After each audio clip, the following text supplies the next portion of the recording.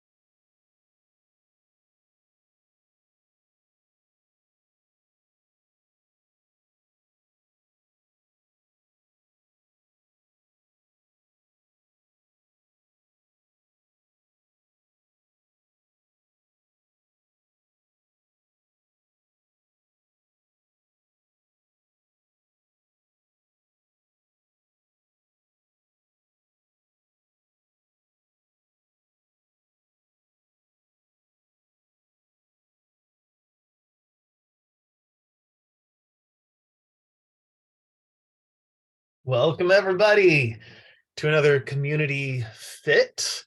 I'm James, and this is Reset and Restore. Sorry, just adjusting some stuff on the screen here. This is Reset and Restore. Since we're in May, for those of you just joining us for the first time, what we've decided to do with Community Fit across the board this series is kind of segment things. And so because we're in May, we're working on tension. And again, tension that is nervous system dysregulation that's showing up in the body. And particularly today, last week we covered some upper body tension, so jaws, neck, shoulders, so on and so forth.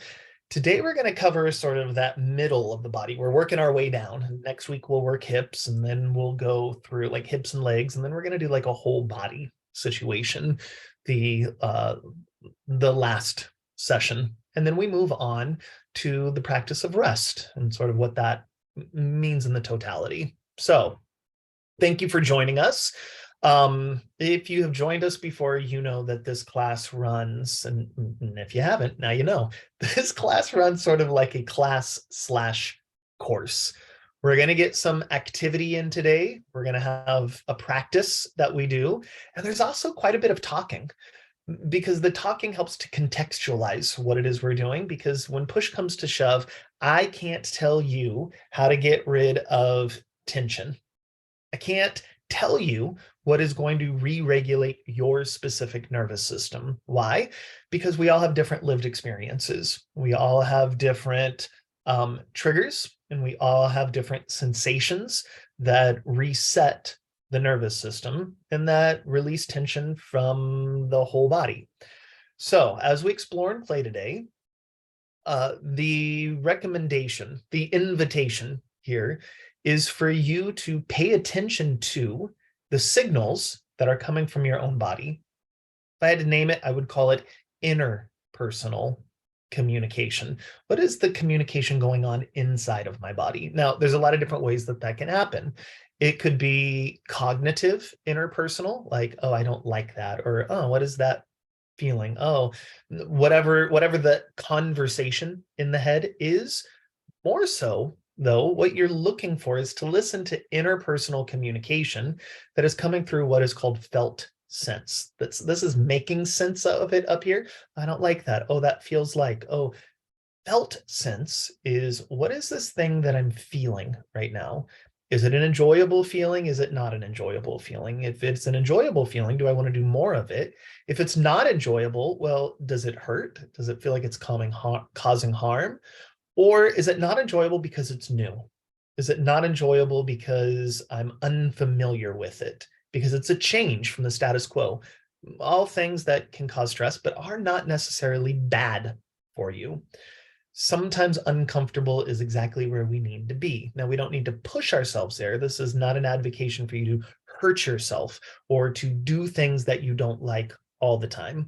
There's that balance. There's that pendulation thing that we talk about all the time in this class.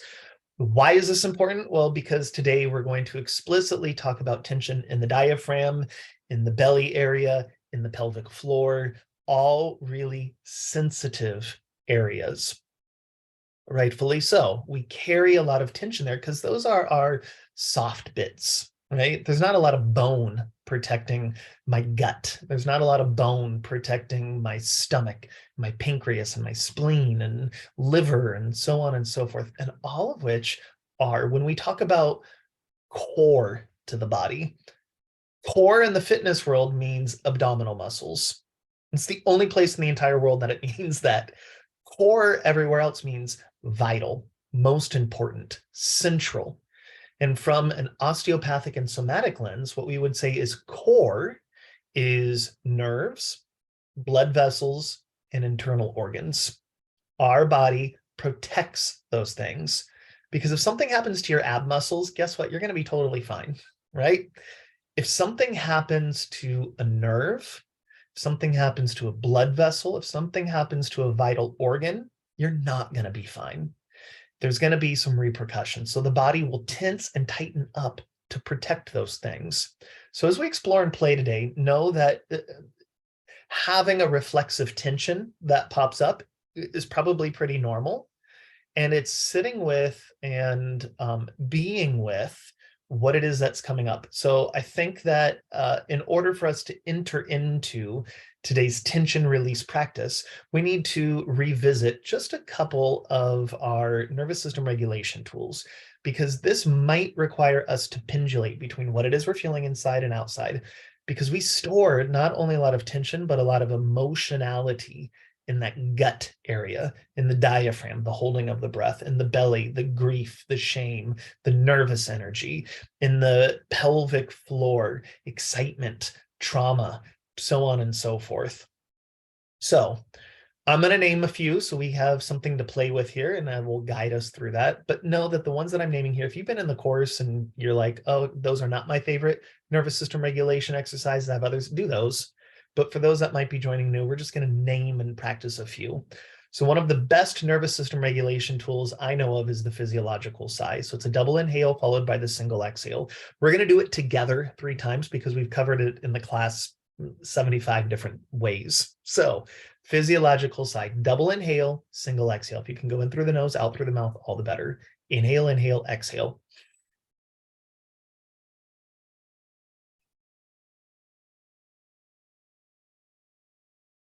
Two more.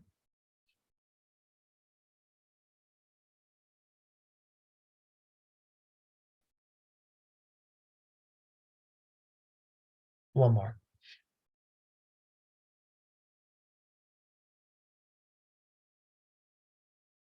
If at any time you're starting to feel overwhelmed, hypervigilant, disembodied, uncomfortable, maybe turning to that would be helpful. Another one is orientation practice. And we're going to do an orientation 2.0, meaning look around your space, start to name the things in the space. Here might be plant, book, another book, a wall, art, and then look for something that is visually, energetically, emotionally satiating. It may be something that's pretty. It may be something that has a positive memory associated to it.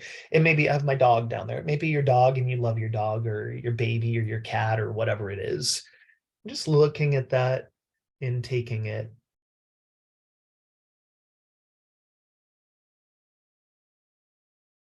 And then the third tool is just going to be that gentle rocking.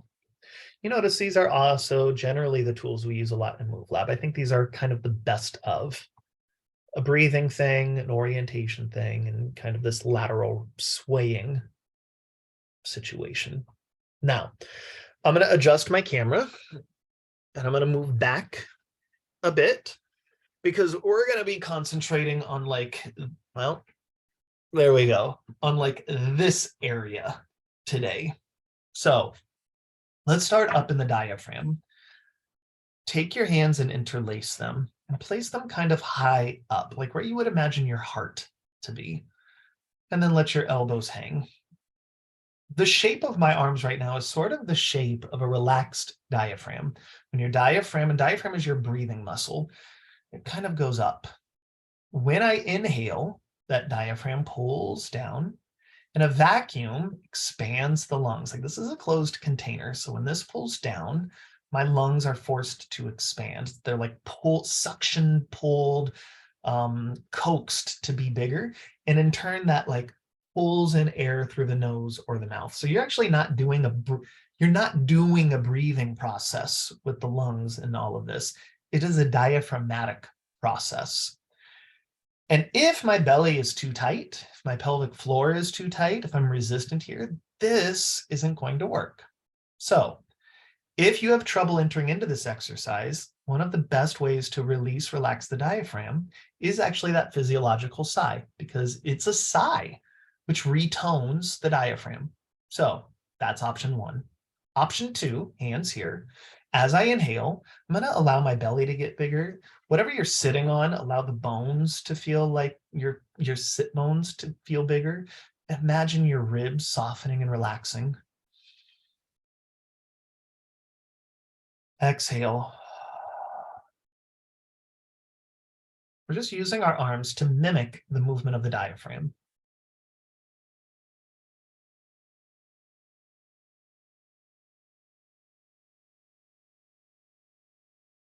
Two more.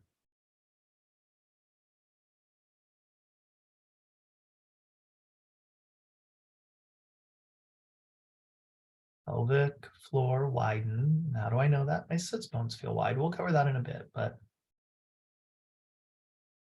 sensing into it. Take my hands, get them warmed. I'm just going to, here are my bottom of my ribs. I'm just going to take and kind of rub the bottom of the ribs. Bottom of the ribs and where they meet the belly. Then I'm going to keep my pelvis grounded. I'm going to keep seated. And I'm going to twist to look to the right. And I'm going to do that belly breath as I rub.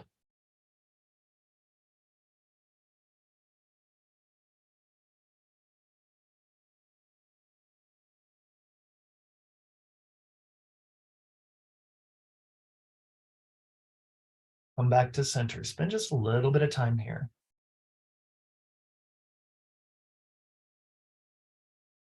Other direction.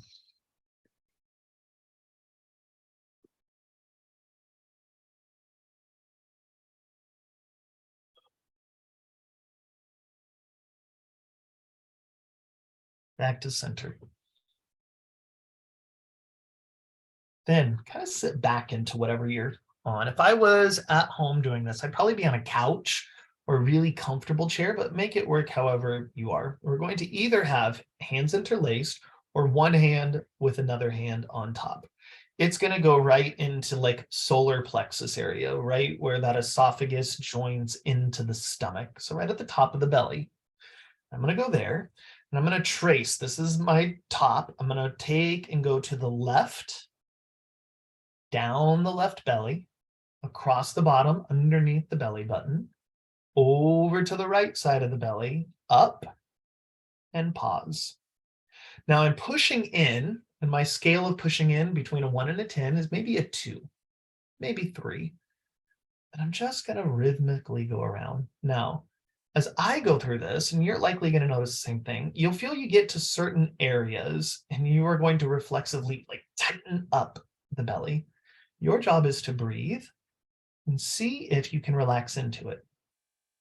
Can you let go of whatever tension you're holding on to there? Within that, the areas that feel tense are areas of importance. So for me, here is fine. And I get here and it's like right there, right over like pancreas area. I'm going to hold, I'm going to push just a little firmer. So instead of a 2, 3, I'm at maybe a 3, 4, not very hard. And I'm going to be there. I'm just going to breathe.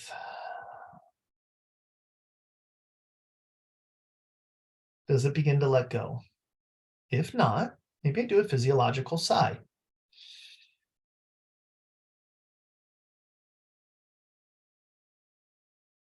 Does that change anything? Maybe I do my orientation and I look for something I like. Maybe I do a little rock. When it no longer feels important to be there, maybe it stays important and you just hold. When and if it no longer feels important, then you move on and you go a little slower. Like, what's right outside of that? Like, again, that's really tight for me.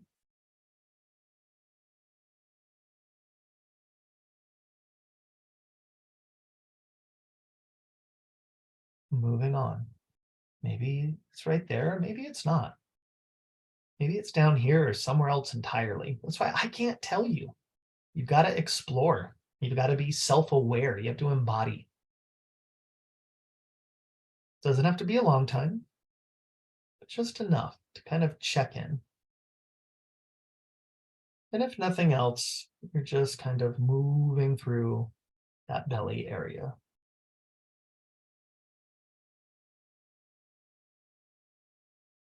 Now we're moving this direction because this is the movement of peristalsis, the movement of the internal muscles of the gut. We're not going to go the other way. We're just going to continue this way. Now, if that feels really good, or if it feels important to stay there, maybe that's the work for today. If you'd like more, we're going to go to the top of the belly. We're going to separate and we're going to bring our fingers together like so. So they're kind of like this. Soft fingers, not poking in there. Soft fingers, and on a scale of 1 to 10, I'm going to press in at maybe a 2 and release, 2, release, 2, release. And done at speed, it's like this, right? So it's kind of up and down, in and out. And I'm going to go just to the left. This is my sternum here, just to the left of that. There's a really important nerve that we talk about a lot. I'm not going to go super into it today, but it's the vagus nerve. It interdigitates all your guts, all of your heart, all of your neck, goes into the back of the brain. Simply put, it is the nerve that tells your brain what's going on in the body. And this is giving it some information. And the information it's giving it is like, oh, I'm alive. Oh, there's activity here. And that, without you even having to think about it, resets some stuff.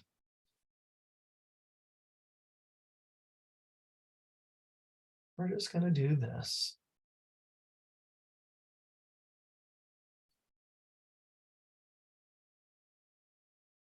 Another 30 seconds.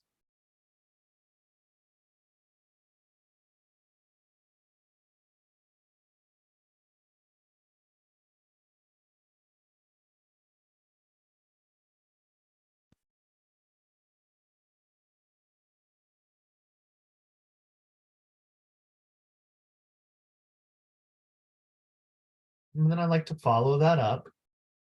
Just some movement through here.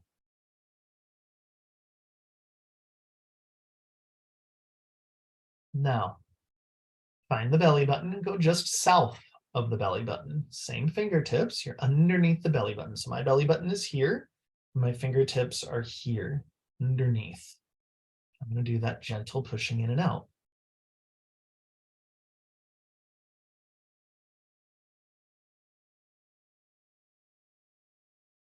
Another 30 seconds.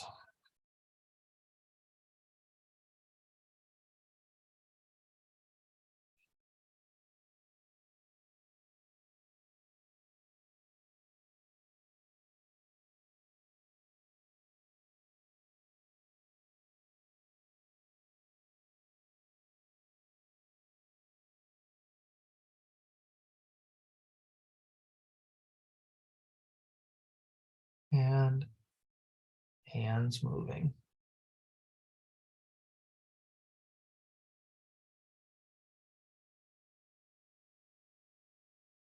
Again, if you find something that's sensitive, pause.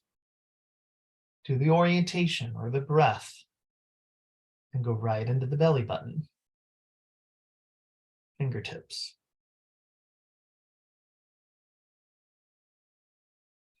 Another 30 seconds.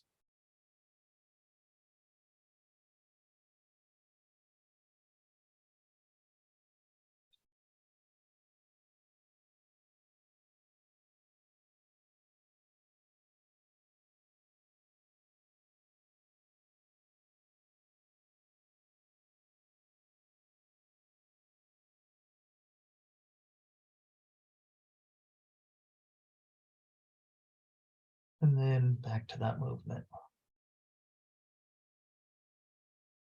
Now, why is some of this important? Well, as I said, we hold a lot of tension in the diaphragm and in the belly, pelvic floor, which we'll get to. And so many of us have low back pain, low back issues. Most of our low back issues will come from previous low back trauma. That's the number one, is I hurt my low back at some point, and then my nervous system becomes afraid to hurt it again. And so it will send signals preemptively. But more often, my low back pain is coming from one or both hip joints, which we'll get to next week, one or both hip joints in tension or movement dysfunctions there that then refers pain up into the low back, specifically like SI joint tension, and nervous system tension in the gut and the belly that then feels like low back pain. So this is not only good for people who hold stress, grief, shame, tension in the belly, IBS, so on and so forth. It's also good for people who have low back pain, which I guarantee is probably, right now there are 18, 19 people on here. It's probably 17 of you right now. So figuring out which of these and where I'm holding that stress is really important. From there, this one is best done on a firm surface. This is going to be a somatic meditation. It's not a up here meditation. It's an in the body meditation. It is best done on a firm surface, feet on the floor. So if you've got like a bench, this is a very firm chair. Where it doesn't work as well, you can still do it. When you get good at it, you can do it anywhere.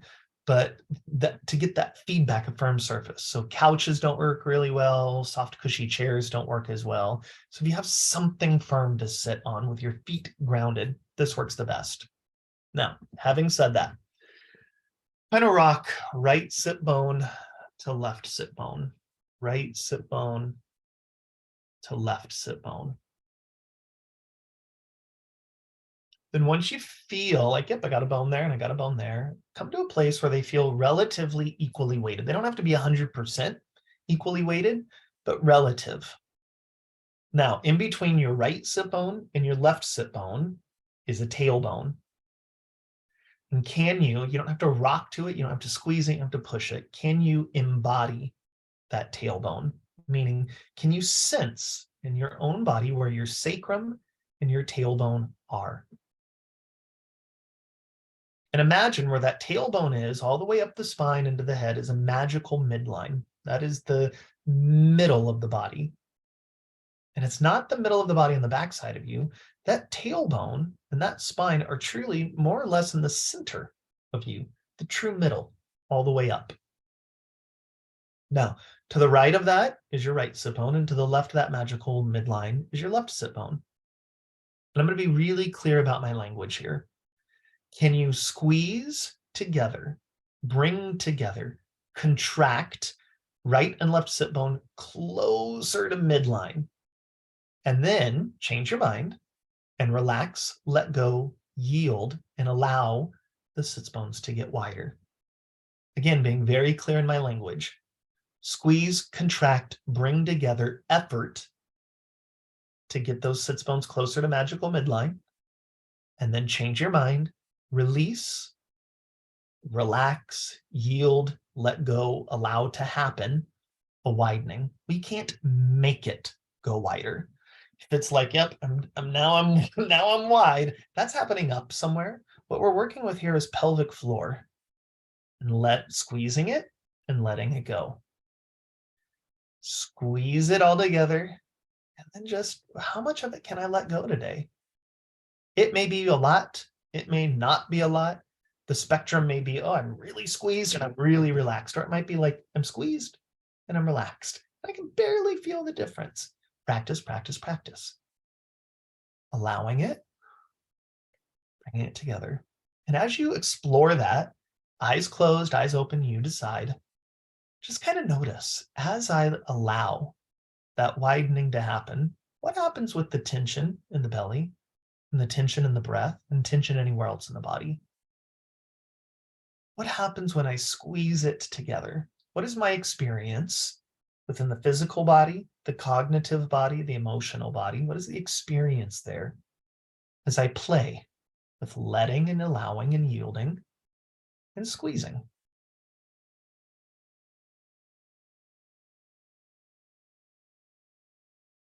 Now, for so many of you, that might be enough. It might be the first time you have ever thought about your pelvis and its relationship to the body and so on and so forth. That's probably enough. Be there. But I see some names that have been with me for a while now, and this is not a new practice for us. So for us, if that tailbone sacrum is midline, are right and left sit bones equally yielding? Or is one still close and one yielding? I'm feeling a resistance in my own body to let go on that right side.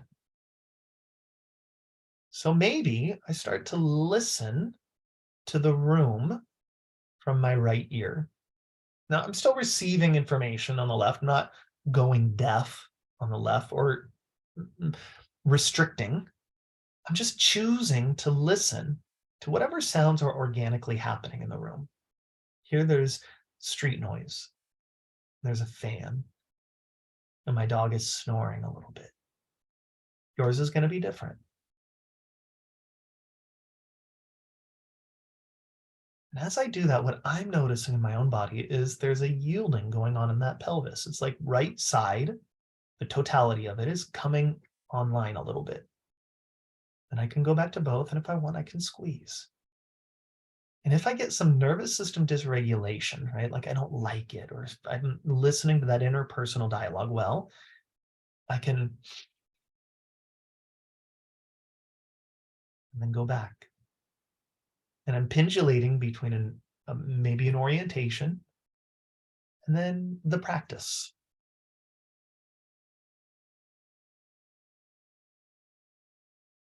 I notice when I allow that pelvis to get wide, my belly softens, the breathing softens a bit. And when I'm contracted, I'm noticing in my own body there's a contraction going on. And there's a very physiologic reason for that. It is, think about it this way. Most of us out there have a resistance to public speaking, a stage fright of sort. And what happens when you are forced to speak publicly? Well, most of us get a rumbling in the belly that would prefer to exit one way or the other, right? There's a nervousness that goes on. Important conversations will often do that to us. Whatever it is you're anxious about, that is an indicator like there's a disruption going on. My body needs to hold everything together. When we actively choose to allow and relax, it is a conversation with the body that whatever it is you're feeling may not be accurate, body. Whatever it is you're feeling, maybe you are anxious about something not worth being anxious about. Because if I have the space, the capacity to let go, widen, yield, to soften the breath, to soften the belly, I couldn't do that if the imaginary lion was to walk in the room. It's a get out of here moment. But because I can try it out, I can play, I can explore, and nothing goes wrong. My nervous system hears that and goes, oh, okay.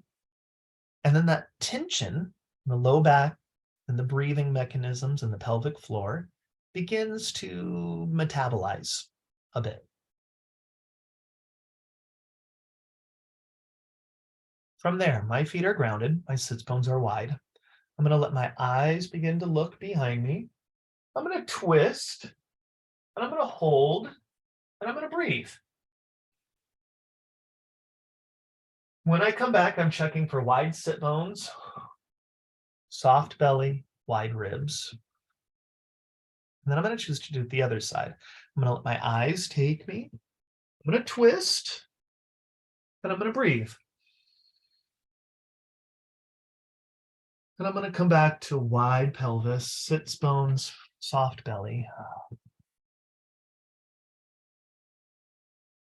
Now, this is something I've said in classes for years now. If I have one legacy to leave within this work, it's wide sit bones for a number of reasons. It's really physiologically a key to better hip joint function, to better spinal movement, to better digestion, to better breathing. But from a communications and attachment and somatic therapy lens, it is really difficult to be in arguments, to be in conflict, to be distant from other people with wide sit bones. Try it out. Next time you are having an important conversation with someone and you kind of feel it going left when you wish the conversation would go right, you can't do it in the midst without practice. You can't do it in the midst of a big blow up argument. But those subtle, like, oh, I'm starting to feel uncomfortable here. I'm starting to feel uncomfortable in this work Zoom call. Sit there and just allow the pelvis to widen a bit, allow the breathing, and just notice what changes for your own self. And if anything changes in the relationship, in the dialogue, in the exchange going on, I guarantee that it does. Because we are co-regulating each other all the time, which we'll talk about next month a bit more. We are in a co-regulation process. My body language, my tension is perceived by you, and so on and so forth. So when I have control of relaxing, yielding, letting go, you unconsciously begin to do the same. It's like secret weapon for conflict, not to mention tension in the belly, tension in the breath, so on and so forth. So with that, I'll stick around for any questions you might have. I know today's work is an area that we don't focus on a lot. So give yourself some grace if it feels foreign, feels uncomfortable, it feels like there's some questions. I'll stick around to answer whatever I can, but begin to play with what can you practice? What will you practice for the next week or so? And like I said, next week, we're going to talk about something with maybe a little more familiarity, hip joint area. Okay, I'm done. Bye, everyone. Thank you, Kim. We have a thank you. Important tools were shared today. I appreciate that.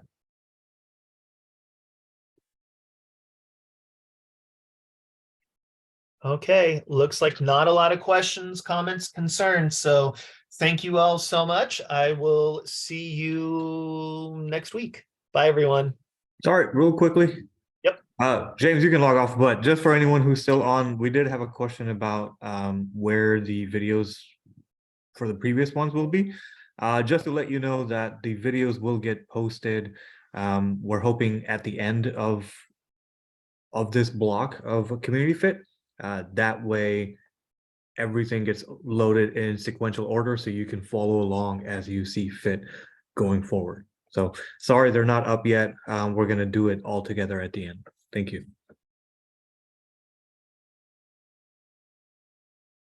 And yes, everyone who signed up for Community Fit will receive the links once we're done.